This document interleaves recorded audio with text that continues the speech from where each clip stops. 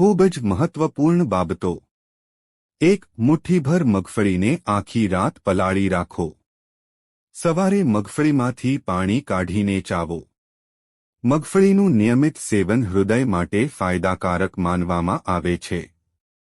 તેમાં કાર્ડિયોપ્રોટેક્ટિવ ગુણધર્મો છે જેના દ્વારા તમે હૃદય રોગના જોખમને ઘટાડી શકો છો।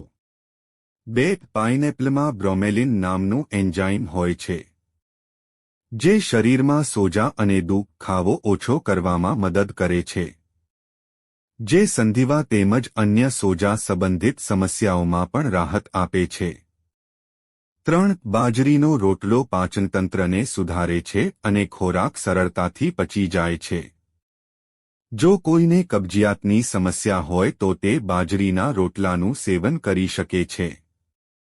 4. લસણ ખાવું પેટ માટે સારું છે।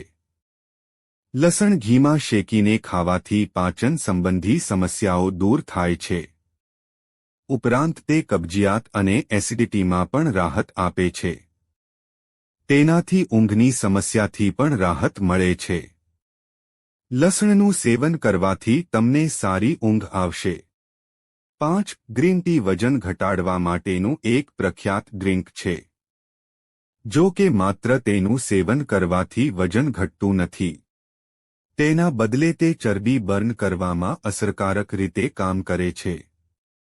તેને રોજ પીવાથી મેટાબોલિઝમ વધે છે અને ભૂખ ઓછી લાગે છે, આથી વધારે ખાવાથી તમારું વજન વધતું નથી। 6. સરગવાનું ડિટોક્સ વોટર પીવું લીવર ડિટોક્સમાં ફાયદાકારક છે।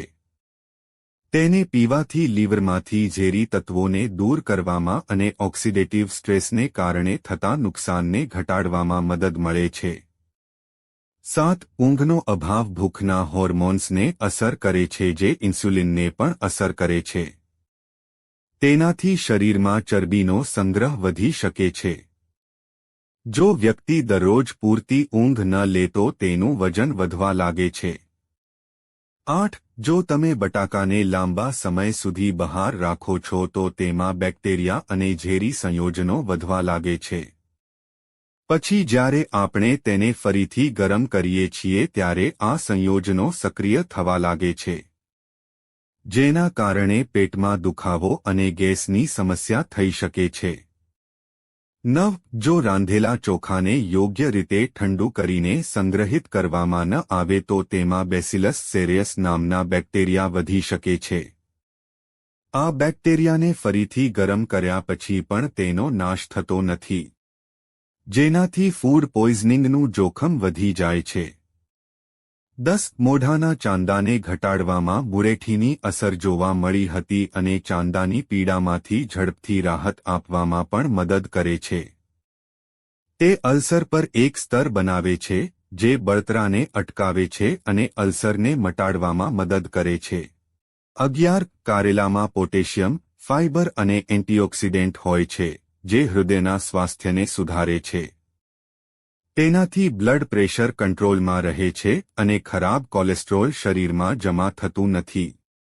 12. બદામમાં જરૂરી પોષક તત્વો અને ખનિજો ભરપૂર માત્રામાં હોય છે જે સાંધાના દુખાવાથી રાહત અપાવવામાં મદદરૂપ થાય છે। અભ્યાસ દર્શાવે છે કે બદામ તમારા શરીરમાં કોલેસ્ટ્રોલના સ્તરને ઘટાડીને હૃદય સંબંધિત રોગોનું જોખમ ઘટાડે છે। 13. ભેંસના દૂધમાં ફેટ વધારે પ્રમાણમાં હોય છે। ભેંસનું દૂધ મેદસ્વી લોકો માટે સારું નથી।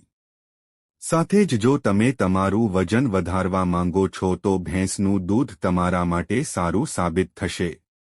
14. જોગિંગ કરવાથી હૃદયના ધબકારા વધે છે જે સમય જતાં હૃદયના સ્નાયુઓને મજબૂત બનાવે છે। જોગિંગ કરવાથી ઓક્સિજનનું શોષણ અને ફેફસાના આરોગ્યમાં સુધારો થાય છે।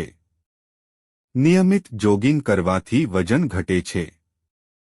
15. યોગાસન રક્ત પરિભ્રમણને સુધારે છે, તણાવ દૂર કરે છે અને હૃદયની તંદુરસ્તી સુધારે છે। રોજ યોગ કરવાથી બ્લડ પ્રેશર સામાન્ય રહે છે અને હૃદયની તંદુરસ્તી પણ યોગ્ય રહે છે। જો તમને આ વિડિયો ગમ્યો હોય તો લાઇક કરો, મિત્રો સાથે શેર કરો અને ચેનલને સબસ્ક્રાઇબ કરો। ધન્યવાદ।